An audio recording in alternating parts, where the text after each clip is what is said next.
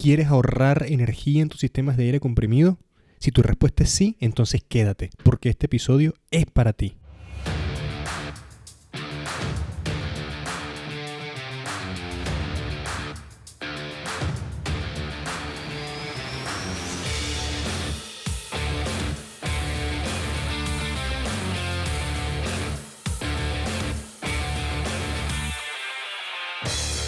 Bienvenidos y bienvenidas a este segundo episodio de podcast Ingenieros de Éxito. Los saluda su amigo y servidor Franklin Sandoval. Desde ya en Ingenieros de Éxito estamos enfocados en entregarte la mejor información para tu desarrollo profesional como ingeniero. En este episodio vamos a hablar de 5 maneras fáciles para que tú puedas ahorrar energía en tu sistema de aire comprimido. Ahora bien, ahorrar energía, ustedes se preguntarán, bueno, es una palabra que está muy de moda y por una muy buena razón. Las empresas y los procesos industriales cada vez se ven más desafiados por ahorrar energía y por ahorrar dinero en sus procesos industriales para mantenerse más competitivos en el entorno, digamos, en el mercado, ¿no? Y en el entorno laboral. Es por eso que en Ingenieros de Éxito te hemos traído 5 formas para ahorrar energía en tu sistema, las cuales vamos a ver a continuación. Los sistemas de aire comprimido normalmente presentan muy buenas oportunidades de ahorro de energía. Ahora bien, para los más jóvenes que se están iniciando en este mundo de la ingeniería, de pronto como estudiando en la universidad, etc., de pronto se estarán preguntando, ¿y qué es el aire comprimido? El aire comprimido no es más que aire común, el cual se fuerza a ser ingresado y almacenado en un espacio pequeño. Ejemplos súper comunes del aire comprimido pueden ser cuando inflamos los neumáticos de nuestra bicicleta o cuando inflamos con aire un globo. Esos son ejemplos de aire comprimido. A nivel de la industria, utilizamos normalmente un compresor para comprimir el aire y después este aire ya comprimido se utiliza en diferentes procesos, en diferentes industrias, como por ejemplo la industria textil, la industria papelera, la industria de la celulosa, la industria del caucho, la industria química, la industria farmacéutica, industria alimenticia, industria de las bebidas, infinidad de industrias. Así que sin más preámbulos, veamos 5 maneras sencillas de ahorrar energía en nuestro sistema de aire comprimido, lo cual mayormente va a ser energía eléctrica. Punto número 1. Realizar una auditoría al sistema de aire comprimido. Para poder ahorrar energía, primero tenemos que saber dónde estamos parados. Y para el caso del aire comprimido, lo ideal es realizar una auditoría del aire para saber el estado actual de nuestro sistema de aire comprimido. En este caso, lo ideal es poder saber cuál es el consumo de aire de la planta bajo diferentes escenarios, consumo máximo, consumo bajo, consumo promedio, etcétera, ¿no? Y si eso lo podemos llevar a un esquema, digamos, por ejemplo, semanal o mensual de consumo, estaría súper bien. Una forma de hacer esto es instalar sensores de caudal en nuestro sistema de aire comprimido. Con esto poder medir cuál es el consumo de aire de la planta, ¿no? En esta auditoría también es importante que podamos recabar características del compresor, como por ejemplo la potencia eléctrica del mismo, cuál es la presión a la que el compresor trabaja, cuál es la caída de presión del sistema. Por ejemplo, si yo genero aire a 7 bar en el compresor y el punto de consumo llega en 5 bar, eso también es bueno tenerlo. ¿Cuál es la tarifa eléctrica que me aplica en el lugar donde yo estoy trabajando o donde yo tengo la planta? Entonces, ¿por qué les estoy diciendo todo esto? ¿O cuál es el sentido de todo esto?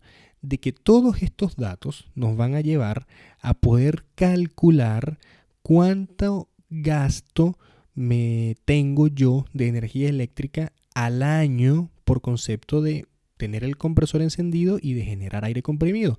O en pocas palabras, cuánto dinero invierto al año para poder tener operativo mi sistema de aire comprimido. Hablemos de un gasto eléctrico, por ejemplo, anual de $50,000. Eso nos da, por ejemplo, ¿no? Con todos los datos que ya hemos conversado. Ese sería el punto número 1. Ahora bien, pasemos al punto número 2. Si ya sabemos cuáles son las condiciones actuales de nuestro sistema, ahora lo ideal es empezar a poder corregirlo, ¿no? O empezar a realizar ciertas mejoras. Por eso el punto número 2 sería cerrar el anillo neumático. Sabemos qué es cerrar el anillo neumático. Sabemos que la planta crece conforme a las demandas del mercado muchas veces, ¿no? Y a veces el sistema de aire comprimido crece en función de cómo va creciendo la planta. Esto en ciertas ocasiones nos puede dejar con un sistema de aire que tenga tuberías aleatorias, ¿no? Con poca conexión entre sí. ¿Qué nos genera esto?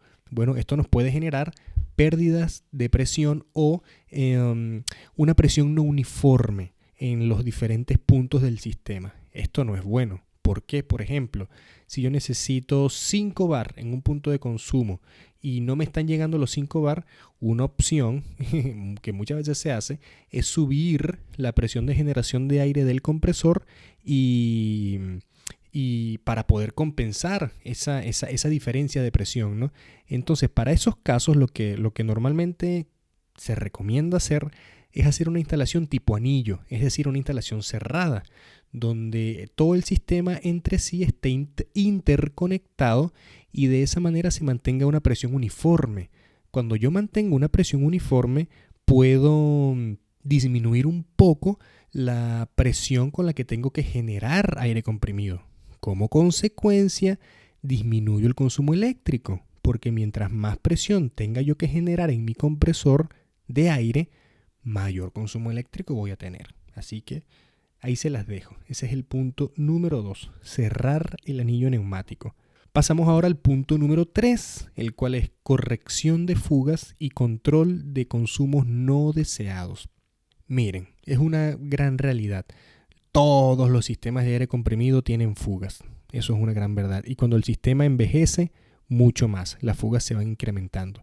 Entonces, ¿cómo podemos saber cuál es la cantidad de fugas de nuestro sistema? Una forma de hacerlo es detener la planta, siempre que esto sea posible, y después echar a andar el compresor y ver cuánto aire se genera o cuánto aire se consume. Ese aire consumido es la misma, es igual o es equivalente a la cantidad de fugas que yo tengo en la planta, ¿no?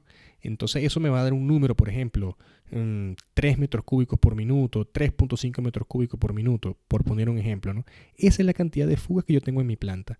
El próximo paso es trabajar por corregir esas fugas, la mayor cantidad de fugas posible. Habiendo hecho esto, veremos que la demanda de aire obviamente disminuye un poco. En este punto también es bueno comentar que es ideal controlar los consumos de aire comprimido no deseados en nuestro sistema, como por ejemplo aire para higiene, válvulas de drenaje de condensado no cerrando correctamente o fugando, que generan pérdida de aire innecesaria, etc. Todo eso es bueno corregirlo para poder disminuir un poco la demanda que se tiene en el sistema, ¿no? Punto número 4. Aprovechar la energía de calor disponible en el compresor. Cuando nosotros generamos aire comprimido, el compresor cuando genera aire comprimido genera calor. ¿Por qué genera calor? Porque el aire cuando se comprime se calienta. Ahora bien, se estima que hasta un 96% del calor que genera el compresor se puede recuperar. Esto es una excelente noticia. ¿Cómo se puede recuperar ese calor? De diferentes maneras. A partir de ese calor, se puede generar agua caliente para utilizarlo, por ejemplo, en las duchas, cuando se baña el personal. Se puede utilizar para alimentar de agua las calderas con agua caliente, las calderas de vapor. Se puede utilizar para calefaccionar o climatizar ciertos ambientes en los meses de invierno, por ejemplo. Entonces, aprovechando la energía de calor que tiene el compresor, podemos ver que progresivamente nuestra factura por concepto de gasto de energía en el sistema van a ir disminuyendo. Entonces, ese sería el punto número 4. Aprovechar la energía térmica o calórica que genera el compresor. Me acabo de acordar que se me olvidó comentarles un punto súper importante y es el siguiente. Cuando hablamos del punto número 2 de cerrar el anillo neumático, es muy importante ver el estado actual de los filtros de aire comprimido. ¿Por qué? Si yo tengo filtros tapados obstruidos, parcialmente obstruidos o ineficientes, voy a tener una pérdida de carga grande. Por ejemplo, 1 bar de pérdida de presión a través del filtro, lo cual es bastante. También es bueno en este punto contar o verificar el dimensionamiento de mi red de aire comprimido. ¿A qué me refiero con esto? Los diámetros de tubería. Si yo tengo diámetros de tubería demasiado pequeños en mi red de aire comprimido, voy a tener mucha pérdida de carga, lo cual va a hacer que llegue menos presión al punto final. En resumen, si yo mejoro mi sistema de filtrado de aire comprimido y hago que la pérdida de carga sea muy baja y que mis diámetros de tubería en mi sistema de aire sean los correctos, que generen, les paso este dato, por ejemplo, una caída de presión de 0.1 a 0.2 bar o una velocidad entre los 6 y los 10 metros por segundo en mi sistema de aire, voy a disminuir mi pérdida de carga. Entonces, ¿esto cómo se come? Como decimos algunas personas, o cómo se procesa. Si yo necesito 5 bar en mi punto de consumo y mi pérdida de carga actual es de 2 bar, entonces tengo que generar aire a 7 bar. Pero si después de hacer las correcciones termino con una pérdida de carga de 0.5 bar, entonces necesito generar 5.5 bar para llegar con 5 bar a mi punto de consumo, lo cual es una excelente noticia, porque mientras más baja es la presión a la que el compresor tiene que generar aire, menor es el consumo eléctrico. Entonces es espectacular porque ahorramos energía, ¿no? Entonces ese punto por ahí que se me había pasado. Ahora bien, habiendo hecho estos 4 puntos, debimos haber visto que nuestro consumo de aire disminuyó un poco y que fuimos capaces de bajar un poco la presión de generación de aire en el compresor. Esto obviamente se traduce en ahorros energéticos, los cuales se pueden cuantificar y de hecho deberían cuantificarse. Entonces esto nos lleva al último punto. Punto número 5. Analizar nuestro compresor actual. En este punto, siendo el punto final, la recomendación que yo les doy es que analicen que analicen su compresor actual. ¿Y qué vamos a buscar en este punto? Básicamente 2 cosas que yo les sugiero. La primera, revisar si la potencia de mi compresor actual es la correcta o si puede ser una potencia un poco menor. ¿A qué me refiero con esto? Si con las actividades que hemos hecho de mantenimiento del sistema de aire comprimido, corrección de fugas y todo lo demás que conversamos, nos damos cuenta que la demanda disminuye y podemos instalar un compresor más pequeño. Sería bueno instalarlo. ¿Por qué? Porque un compresor más pequeño, pues obviamente consume menos energía eléctrica, lo cual se traduce en un ahorro. Lo otro es, en este punto, sería bueno analizar si la demanda de aire de nuestro sistema es una demanda fija o una demanda variable. Si es una demanda variable, por ejemplo, en donde yo necesito 5 metros cúbicos por minuto de aire en un momento y después necesito 8 metros cúbicos por minuto de aire y después necesito 12 metros cúbicos por minuto de aire, pues ahí tengo una demanda variable. En este caso, lo ideal es contar con un compresor de velocidad variable que se ajuste automáticamente a esas demandas o a esas demandas cambiantes de carga, ¿no? Entonces, si mi compresor actual no es de esas características, es bueno evaluar un compresor de velocidad variable. Ahora bien, ustedes en este punto dirán, mira, pero es que un compresor nuevo es caro. Y yo les digo, bueno, sí puede ser caro. Entonces, pero el truco acá, señoras y señores, está más que en ver cuánto te cuesta el compresor actual. El truco está en ver cuánta energía te va a ahorrar en función del tiempo un compresor nuevo y más eficiente. Por ejemplo, si mi compresor nuevo me cuesta $10,000, estoy diciendo cualquier número, pero ese mismo compresor me ahorra $15,000 al año de energía eléctrica, wow, en menos de un año se pagó el compresor. Así que espectacular, ¿no?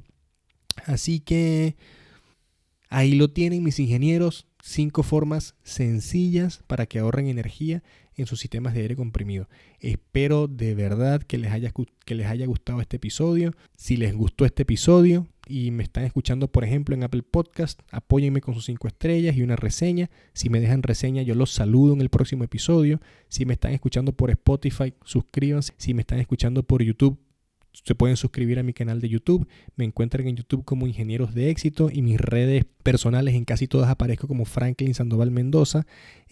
Los invito a que me saluden por mi Instagram @Franklin Sandoval Mendoza. Me digan qué les pareció. Si me saludan, yo los saludo de vuelta en el próximo episodio y me comenten qué otras cosas quieren escuchar en este podcast, qué les gustaría qué temas les gustaría que toquemos, y les prometo tenerlo en cuenta.